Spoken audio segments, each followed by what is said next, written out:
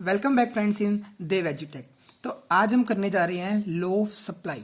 अब law of supply क्या कहता है? अदर थिंग बीइंग इक्वल या फिर कांस्टेंट। अब अदर थिंग इनमें कौन कौन सी आ गई? इनमें अदर थिंग आ गई लैंड, लेबर, कैपिटल, एंटरप्रेन्योर। कहता है अदर थिंग बीइंग इक्वल, ठीक है, सिर्फ price increases then supply for a commodity increases. वो कहता है सारी चीज़ों को इक्वल रखो, ठीक है, सिर्फ प्राइस के बढ़ने से सप्लाई बढ़ेगी। ये कहती है लॉ ऑफ सप्लाई, ठीक है। इसके एग्जाम्पशंस देखते हैं हम। इसके एग्जाम्पशंस क्या कहता है? पहला, प्राइस ऑफ रिलेटेड गुड्स में, प्राइस ऑफ रिलेटेड गुड्स में कोई चेंज नहीं होना चाहिए। आपने सिर्फ पढ़ा है सिर्फ प्राइस ऑफ जो गुड्स है ना, सिर्फ उसमें इंक्रीज होना चाहिए, तभी सप्लाई में इफेक्ट पड़ेगा। प्राइस ऑफ रिलेटेड गुड्स में कोई चेंज नहीं होना चाहिए, ठीक है। सेकंड, फैक्टर ऑफ प्रोडक्शन बिल्कुल चेंज नहीं होना चाहिए। लैंड, लेबर, कैपिटल, एंटरप्रेन्योर, किसी में भी कोई भी फैक्टर नहीं बढ़ना चाहिए। ना बिजली का बिल बढ़ना चाहिए, ना बिजली का बिल घटना चाहिए, ना पानी का बिल बढ़ना चाहिए, ना पानी का बिल घटना चाहिए। कोई इफेक्ट नहीं पड़ना चाहिए। थर्ड कहता है टेक्नोलॉजी, ना टेक्नोलॉजी अच्छी हो ना टेक्नोलॉजी खराब हो। फिफ्थ क्या कहता है? गवर्नमेंट पॉलिसी, ना गवर्नमेंट टैक्स बढ़ाए ना गवर्नमेंट टैक्स कम करे, ना गवर्नमेंट सब्सिडी दे ना गवर्नमेंट सब्सिडी कम करे। कोई भी इफेक्ट नहीं पड़ना चाहिए। फिफ्थ क्या कहता है?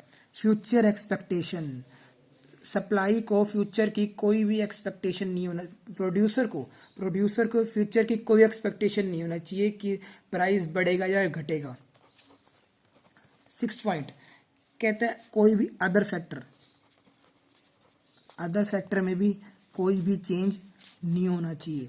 तो सप्लाई, लॉ ऑफ सप्लाई सिर्फ इतनी बात कहती है कि प्राइस के बढ़ने से, प्राइस के घटने से सप्लाई बढ़ेगी या फिर घटेगी। वो क्या है? Law of supply.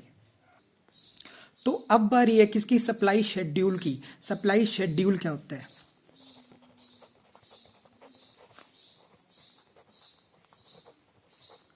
दो तरह के सप्लाई शेड्यूल होते हैं। कौन कौन से? इंडिविजुअल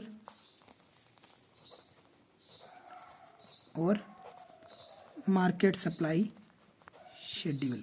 अब इंडिविजुअल और मार्केट सप्लाई शेड्यूल क्या कहते हैं? सबसे पहले देखो, आपने पढ़ा था लास्ट वीडियो में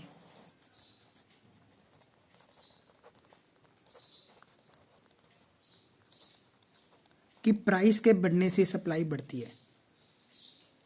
कि प्राइस के बढ़ने से क्या होता है? सप्लाई बढ़ती है। यानी कि प्राइस 1 हुआ तो प्राइस 10 है, प्राइस 2 हुआ तो सप्लाई कितनी है? 20। प्राइस 3 हुआ तो सप्लाई कितनी है? 30। अगर प्राइस 4 हुआ तो सप्लाई कितनी है? 40। तो ये देखो क्या हो रहा है, इसमें प्राइस बढ़ रहा है, उसके साथ साथ क्या हो रहा है? सप्लाई भी इंक्रीज हो रही है। अब इसका आप एक शेड्यूल देखो। शेड्यूल इसका क्या कहता है?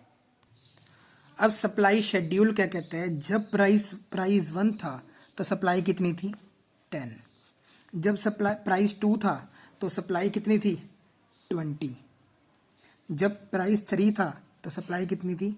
30। जब प्राइस 4 था तो सप्लाई कितनी थी? 40। तो जो हमारी सप्लाई कर्व बनी वो क्या बनी? अपवर्ड डायरेक्शन में। क्या वो इससे हमें यहाँ पे क्लैरिफाई हो गया कि प्राइस के बढ़ने से सप्लाई बढ़ी है। हमने टेबल भी सीखा और डायग्राम भी सीखा। Thank you friends.